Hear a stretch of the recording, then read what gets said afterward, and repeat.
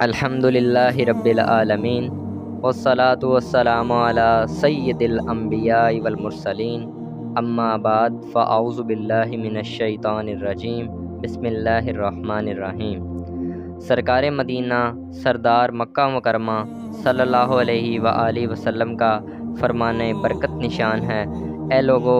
بے شک بروز قیامت اس کی دہشتوں یعنی گھبراہٹوں اور حساب کتاب سے جلد نجات پانے والا وہ شخص ہوگا جس نے دنیا میں مجھ پر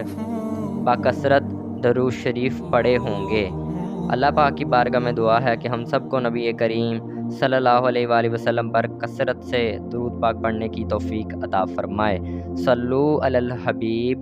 صلی اللہ تعالی علی محمد صلی اللہ علیہ وآلہ وسلم۔ 18 ذوالحجۃ الحرام 35 سن ہجری کو اللہ الغنی عز و جل کے پیارے نبی حضرت محمد مصطفیٰ صلی اللہ علیہ وآلہ وسلم کے جلیل و قدر صحابی عثمان غنی رضی اللہ تعالی عنہ کو نہایت مظلومیت کے ساتھ شہید کیے گئے۔ آپ رضی اللہ تعالی عنہ خلفائے راشدین یعنی حضرت سیدنا ابوبکر صدیق، حضرت سیدنا عمر فاروق اعظم، حضرت سیدنا عثمان غنی اور حضرت سیدنا علی المرتضیٰ شیر خدا کرم اللہ تعالی وجہہ الکریم علیہم الرضوان میں تیسرے خلیفہ ہیں۔ آپ رضی اللہ تعالی کی کنیت ابو عمر اور لقب جامع القرآن ہے، نیز ایک لفظ ذوالنورین دو نوروں والا بھی ہے، کیونکہ اللہ غفور عز و جل کے شافی یوم النشور شاہ عیور صلی اللہ علیہ وآلہ وسلم نے اپنی دو شہزادیاں یکے بعد دیگر حضرت سیدنا عثمان غنی رضی اللہ تعالی عنہ کے نکاح میں دیں۔ نور کی سرکار ہے پایا دوشالہ نور کا، ہو مبارک تم کو ذوالنورین جوڑا نور کا۔ آپ رضی اللہ تعالی عنہ نے آغاز اسلام میں ہی قبول اسلام کر لیا۔ صاحب الہجرتین یعنی دو ہجرتوں والا کہا جاتا ہے، کیونکہ آپ رضی اللہ تعالی عنہ نے پہلے حبشہ اور پھر مدینہ منورہ زاہدہ اللہ شرفاً تعظیماً کی طرف ہجرت فرمائی۔ امیر المؤمنین حضرت سیدنا عثمان غنی رضی اللہ تعالی عنہ کی شان والا بہت بلند بالا ہیں۔ آپ رضی اللہ تعالی عنہ نے اپنی مبارک زندگی میں نبی رحمت، شفیع امت، مالک جنت، تاجدار نبوت، شہنشاہ رسالت صلی اللہ علیہ وآلہ وسلم سے 2 مرتبہ جنت خریدی۔ ایک مرتبہ بحر روما یہودی سے خرید کر مسلمانوں کے لیے پانی کے لیے وقف کر کے، اور دوسری بار حبشہ اسرت کے موقع پر، چنانچہ سن ترمذی میں ہے، حضرت سیدنا عبد الرحمن بن خباب رضی اللہ تعالی عنہ سے مروی ہے کہ میں نے بارگاہ نبی صلی اللہ علیہ وآلہ وسلم میں حاضر تھا اور حضور نبی کریم صلی اللہ علیہ وآلہ وسلم صحابہ کرام علیہم الرضوان کو حبشہ اسرت یعنی غزوہ تبوک کی تیاری کے لیے ترغیب ارشاد فرما رہے تھے۔ حضرت سیدنا عثمان بن عفان رضی اللہ تعالی عنہ نے اٹھ کر عرض کی، یا رسول اللہ صلی اللہ علیہ وآلہ وسلم، پالان اور دیگر متعلقہ سامان سمیت 100 اونٹ میرے ذمے ہیں۔ حضور نبی کریم صلی اللہ علیہ وآلہ وسلم نے صحابہ کرام علیہم الرضوان سے پھر ترغیباً فرمایا تو حضرت سیدنا عثمان غنی رضی اللہ تعالیٰ عنہ دوبارہ کھڑے ہوئے اور عرض کی، میں تمام سامان سمیت 200 اونٹ حاضر کرنے کی ذمہ داری لیتا ہوں۔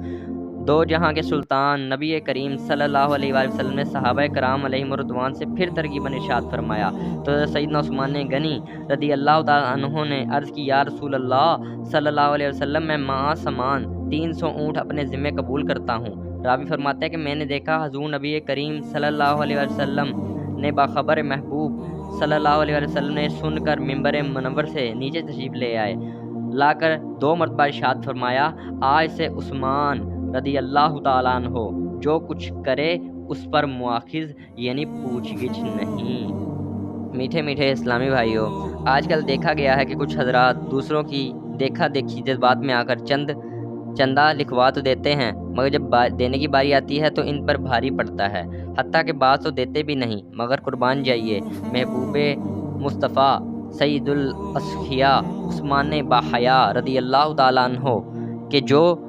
2 سکھا پر کہ آپ رضی اللہ تعالیٰ عنہ نے اپنے اعلان سے بہت زیادہ چندہ پیش کیا۔ چنانچہ مفسر شہر حکیم الامت مفتی احمد یار خان نعیمی رحمۃ اللہ تعالیٰ علیہ اس حدیث پاک کے تحت فرماتے ہیں، خیال رہے کہ یہ تو ان کا اعلان تھا، مگر حاضر کرنے کے لیے آپ رضی اللہ تعالیٰ عنہ نے 950 اونٹ، 50 گھوڑے اور 1000 اشرفیاں پیش کی، پھر بعد میں 10,000 اشرفیاں اور پیش کیں۔ مفتی صاحب مزید فرماتے ہیں، خیال رہے کہ آپ رضی اللہ تعالیٰ عنہ نے پہلی بار 100 کا اعلان کیا، دوسری بار پھر 100 اونٹ کا اعلان کیا، اور 200 کا تیسری بار، اور 300 کا کل 600 اونٹ پیش کرنے کا اعلان کیا۔ مجھے گر مل گیا بحر سخا کا ایک بھی قطرہ، میرے آگے زمانے بھر کی ہوئی پیچھے سلطانی۔ امیر المؤمنین حضرت سیدنا عثمان غنی رضی اللہ تعالیٰ عنہ نے ارشاد فرمایا، جس ہاتھ سے میں نے رسول پاک صلی اللہ علیہ وآلہ وسلم کے دست مبارک پر بیعت کی، وہ یعنی سیدھا ہاتھ پھر میں نے کبھی بھی اپنی شرمگاہ کو نہیں لگایا۔ حضرت سیدنا عثمان غنی رضی اللہ تعالیٰ عنہ نے فرمایا، اللہ کی قسم میں نے نہ تو زمانہ جاہلیت میں کبھی بدکاری کی اور نہ ہی اسلام قبول کرنے کے بعد۔ حضرت سیدنا حسن بصری رحمۃ اللہ تعالیٰ علیہ نے حضرت سیدنا عثمان بن عفان رضی اللہ تعالیٰ عنہ کی شرم و حیا کی شدت بیان کرتے ہوئے فرمایا، اگر آپ رضی اللہ تعالیٰ عنہ کسی کمرے میں ہوں اور اس کا دروازہ بھی بند ہو تب بھی نہانے کے لیے کپڑے نہ اتارتے اور حیا کی وجہ سے کمر سیدھی نہ کرتے۔ امیر المؤمنین حضرت سیدنا عثمان غنی رضی اللہ تعالیٰ عنہ ہمیشہ نفلی روزہ رکھتے اور رات کے ابتدائی حصے میں آرام فرما کر بقیہ رات قیام یعنی عبادت کیا کرتے۔ حضرت سیدنا عبداللہ ابن عمر رضی اللہ تعالیٰ عنہ سے روایت ہے کہ سرکار مدینہ صلی اللہ علیہ وآلہ وسلم نے ایک فتنے کا ذکر کیا اور حضرت سیدنا عثمان غنی کے لیے فرمایا کہ اس میں ظلماً شہید کر دیے جائیں گے۔ حضرت سیدنا علی المرتضیٰ شیر خدا کرم اللہ تعالیٰ وجہہ الکریم حضرت سیدنا عثمان غنی رضی اللہ تعالیٰ عنہ سے بے حد محبت کرتے تھے۔ حالات کی نازکی دیکھ کر آپ نے اپنے دونوں شہزادوں حسنین کریمین یعنی امام حسن و حسین رضی اللہ تعالیٰ عنہ سے فرمایا، تم دونوں اپنی اپنی تلواریں لے کر حضرت سیدنا عثمان غنی رضی اللہ تعالیٰ عنہ کے دروازے پر جاؤ اور پہرا دو۔ قضائے الہی عز و جل جب غالب آئی تو حضرت سیدنا عثمان غنی رضی اللہ تعالیٰ عنہ کی شہادت ہوئی تو حضرت سیدنا علی المرتضیٰ شیر خدا کرم اللہ تعالیٰ وجہہ الکریم کو سخت صدمہ ہوا اور آپ رضی اللہ تعالیٰ عنہ نے انا للہ و انا الیہ راجعون پڑھا۔ خدا بھی اور نبی بھی خود علی بھی اس سے ہیں ناراض، ادو ان کا اٹھائے گا قیامت میں پریشانی۔ حضرت سیدنا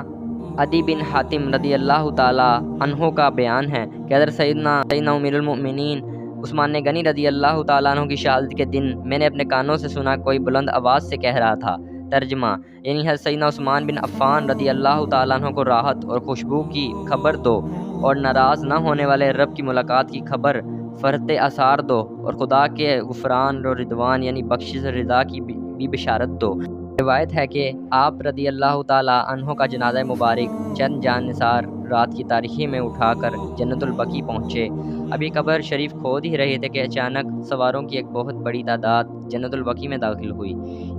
ان کو دیکھ کر یہ حضرات خوفزدہ ہوئے۔ سواروں نے بآواز بلند کہا، آپ حضرات بالکل مت ڈریے، ہم بھی ان کی تدفین میں شرکت کے لیے حاضر ہوئے ہیں۔ یہ بات سن کر لوگوں کا خوف دور ہو گیا اور اطمینان کے ساتھ حضرت سیدنا عثمان غنی رضی اللہ تعالیٰ عنہ کی تدفین کی گئی۔ قبرستان سے لوٹ کر ان صحابیوں علیہم الرضوان نے قسم کھا کر لوگوں سے کہا کہ یہ یقیناً یہ فرشتوں کا گروہ تھا، رک جائیں، میرے کام حسن ہو نہیں سکتا، فیضان مددگار ہے عثمان غنی کا۔ اللہ پاک کی بارگاہ میں دعا ہے کہ جو کچھ سنا